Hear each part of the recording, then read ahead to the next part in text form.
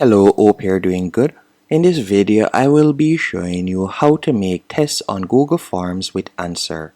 For example, I typed in the question what day of the week comes after Thursday, and then from there I'm just going to add all of the suggestions, and you can see the different answers right there.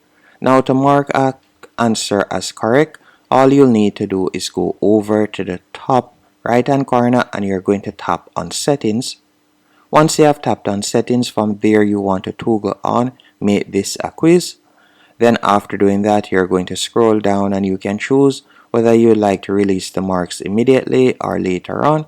You're going to select immediately for this example.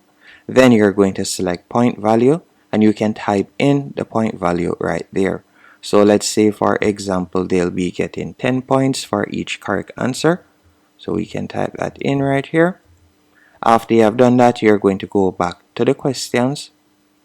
Then from there, you can scroll down and you can select answer key. After selecting answer key, you can select the points right there. So let's say 10 points. And you can select which one of them is correct. So let's say for example, after Thursday, it's Friday. So that means that Friday would be correct.